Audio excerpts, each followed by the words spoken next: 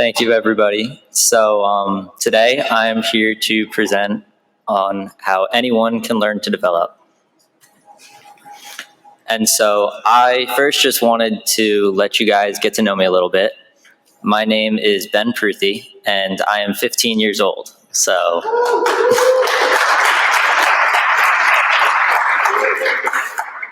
no driving for me yet or anything. But I live in Long Island in New York, and some of my favorite things to do are skiing, but that's not really why you're here. So today I'm going to tell you a little bit more about how I became a self-taught iOS developer. Now, you probably noticed that I put self-taught in quotation marks, and that's because I think this is really a misnomer. It makes it seem like being a self-taught developer has to be a journey that you do all on your own. But really, nowadays, there are so many free resources online that make becoming a developer far more achievable for anyone from any background. I learned Swift from many online resources, including Hacking with Swift from Paul Hudson, which had a lot of great lessons on basics and syntax, along with some of the tutorials from Ray Wenderlich, which had a lot of really niche topics and example projects that were very helpful, and was very helpful for learning new frameworks. And some of the other really helpful resources that I used were Stack Overflow, which was very good for finding solutions to common problems that a lot of young developers have, along with a community of other developers who can help you with really any problem you may encounter. And lastly was just Apple's developer documentation, which includes tutorials on especially new emerging technologies. And once you learn to read the developer documentation, learning any new technology becomes so much easier. Now, the next thing I just wanted to say before I keep going is becoming a developer is hard. And it may seem counterintuitive to say this in a speech about getting people to learn, but I really want to highlight this because there's going to be a time in every developer's journey when they feel like learning is it's just too hard for them and that they aren't cut out for it. But learning to develop is hard for everyone. And that means that it's really important to remember that just since it may seem difficult to you, does not mean that you can't succeed or that you're just not meant for it. Perhaps with any other difficult task, the most important step is the first. I'd like to share this quote from Joseph Campbell. That step, the heroic first step of the journey, is out of or over the edge of your boundaries, and it often must be taken before you know that you will be supported. And I think that one of the most daunting parts of learning to code is that your effort may not pay off at first. That time between writing your first line of code and becoming a full-time developer can seem endless. And by waiting for the perfect time to learn, when you have the extra time and money, you're going to find that you're just stuck there waiting forever. So unless you're willing to get out of your comfort zone and take that first step to learn, you'll never be able to find out whether development is a viable career path for you or something that you're really just meant for. Now, was my first attempt at learning Swift successful? No. There were a variety of reasons for this, but my biggest one was that I really just rushed into it and moved a lot faster than I should have. I wanted to learn fast, and so I cracked open Paul Hudson's Hacking with Swift and got to work reading. In the first 3 days, I raced through 12 days worth of basics and syntax, filling my brain with more information than I could handle. I went through variables, arrays, conditionals, loops, functions, closures, and so many other things that just filled my brain to the point where I couldn't think anymore. I had taken in so much information that I couldn't remember it and I couldn't process this information. And on my 4th day of writing Swift, I decided that I should try building an app. Bad idea, I'm sure all of you can tell. But as soon as I started, I ran into an issue, which was classes. As most, if not all of you in this room know, UIKit was written in Objective-C, so it's filled with classes. And as soon as I started working, I realized that unless I could somehow remember this one concept out of hundreds that I had learned in the past few days, I wasn't going to get anywhere. And so pretty quickly I realized that I needed to go back and spend a lot more time learning the basics of Swift again if I wanted to be successful at developing apps. Now in March of 2020, I decided to try again. I got COVID-19 and I was stuck in my room for 10 days. I spent the next 2 weeks trying to learn Swift from scratch again, and I took it much slower this time, which was very important. I had what seemed like unlimited time, and so I started from scratch and learned every concept from start to finish. I would spend about an hour each day learning new concepts, and I would practice afterwards, mostly on Eat a Bit, which had a lot of great challenges that you could use to test your knowledge, both in syntax, problem solving, and a lot of the other things that are very difficult for people when they first try to learn to code. One of the other things I did was I made sure to save code snippets that showed how each piece of syntax worked, whether that was just if statements, switches, ternary operators, anything that I thought that I could forget in the future. And so that this way I could look back on them if I ever needed help with something small. After about 12 days, I moved on to trying to write a practice app, this time with a lot more experience behind me. I followed the tutorial again from Hacking with Swift from Paul Hudson, and while I didn't understand everything at first, the next day I took the time out to look back over every line that I wrote until I could understand the purpose of it, so that I wouldn't be moving ahead without understanding the foundations. While this may have seemed pretty arbitrary and may seem obvious to some, it was really hard for me to go back without just moving forward and to take the time to make sure that I understood everything that I thought I was learning before I would move ahead onto things that only grew more and more complicated. Now, the thing about taking those notes was that while I didn't really end up using a lot of them in the future, even the act of just taking notes is very important because it helps you build the muscle memory of writing out certain code structures that you're going to use time and time again.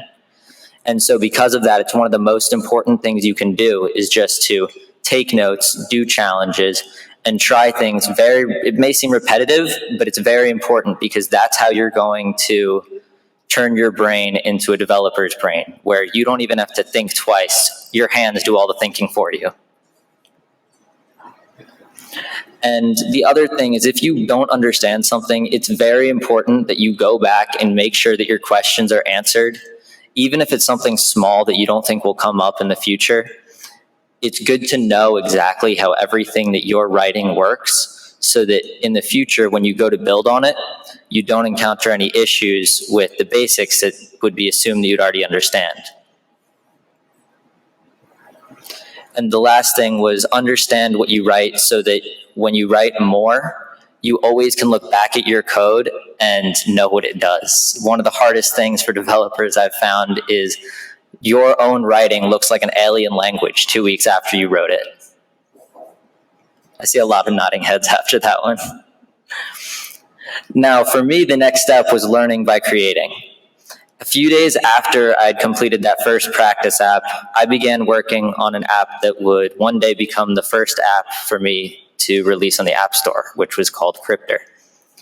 I started with a pretty simple concept, which was just a password manager.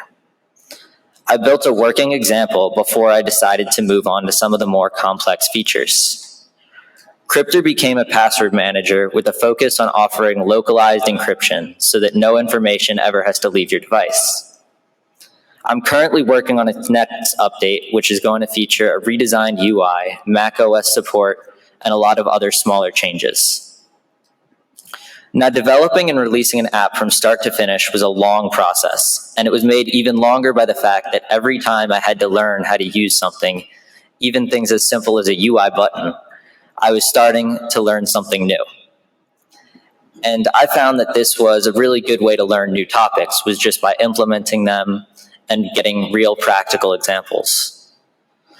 Also, it motivated me to learn because whenever I found something that I wanted to learn how to implement, I found a way to add it to my app. Whether it was Touch ID and Face ID using the local authentication framework, app extensions, cloud kits, or really a variety of other things, I learned by creating, which helped me get practical applications for everything that I was learning. The next thing I moved on to was goal-oriented learning. This was something that made the process of learning for me much more enjoyable, and it helped me transition into becoming a better developer a lot faster. Rather than timing myself and setting aside a specific amount of time to work on learning, which, don't get me wrong, is very helpful for outreach and getting lots of new people to develop, I found that it was much more beneficial for me to set goals for myself and work to complete certain goals each day. This made it seem less like I was working and more like I was progressing, because I could see what changes I made each day, and I could see how my app changed.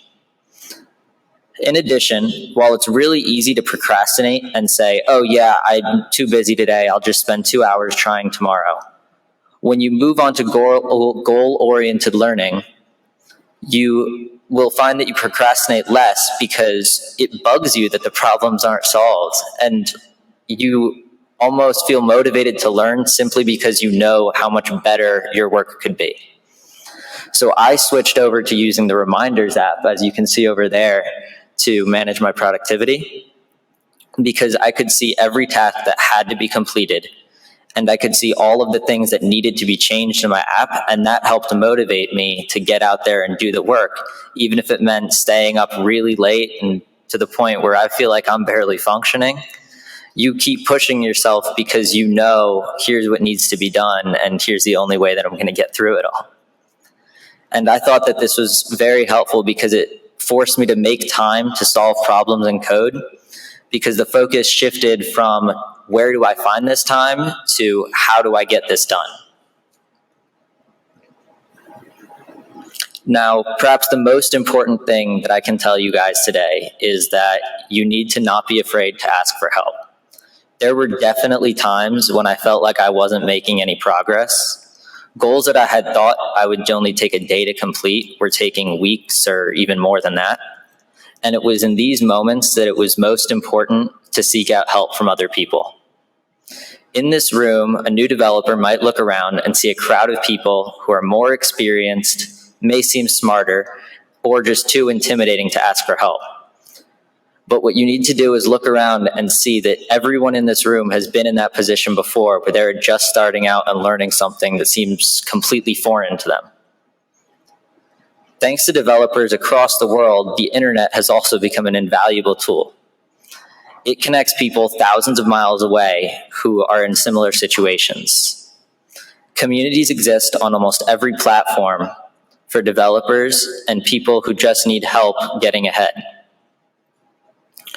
And each of these people have their own experiences and advice that they can give. So if there is one thing that you take away today, it's that there's an endless supply of people out there. So many of them are just sitting in this room who you can go up to and talk to if you need help, because they know exactly what it takes to become a developer and to kind of move forward in that path. And so it is just so important to look at the people who may seem more experienced and smarter than you, not just as idols or as people who are a better version of what you want to be, but as somebody who used to be just like you and who has all of the knowledge and skills to help you move further and become what you want to be as a developer. Now, I know a lot of you guys are going to have questions, so I'm trying to save some time for that. But the last thing that I really just wanted to point out here is that if any of you have any questions about me, you can feel free to come talk to me here at the conference. Or for the online people, you can reach me on Twitter or Instagram or really anywhere else at Ben Proothi. And I just want to say that it's been really great being here too, just meeting all of you in person and getting to see what it's like to be a developer, because even I look around in this room and there are people who are really just seem like role models to me. And it's just been really like a changing experience for me to be able to see how there really is a path to do everything that you want to do in life. And there are so many people around you who can help you get there if you just know where to look and you're willing to go ask. So thank you all.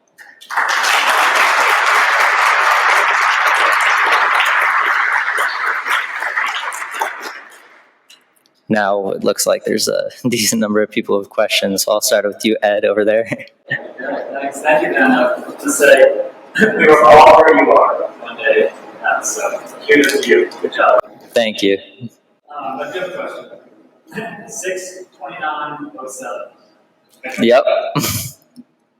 Birthday? The date of the original iPhone's release. Not quite. 05. Over there. Thank you. Anything that you particularly try to do Apple iOS development over? So one of the reasons that I decided to go with iOS was the Swift language. So I had learned a little bit of Python in school before, and I found the dynamic typing to be very, very bothersome. And so I was already looking for something that would be have some strong static typing, which I thought would make learning easier because it really forces you to understand everything that you're doing. Because otherwise you end up with issues where, well, is 5 a string or is 5 an integer? You're looking at 5 as a decimal. And so really the language was one of the things that pushed me towards Swift, but also having that ecosystem where everything in iOS and macOS is pretty closed. And so what that means is that if I learn something in iOS, I know that it'll hold for macOS, and it really helps to be able to translate your skills over in all of those different ways. Anyone else? Cameron over there? That is a good question.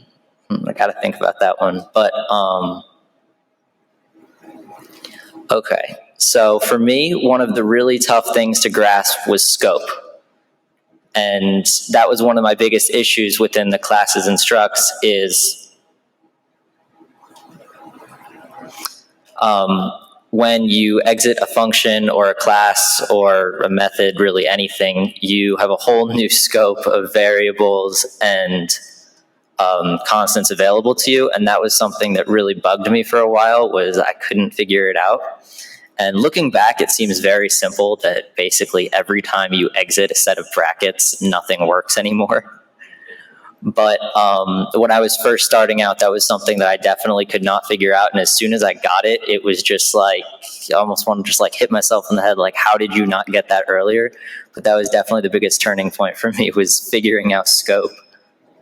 That looks like it's about it. Are there any questions on the Slack? I can't see the...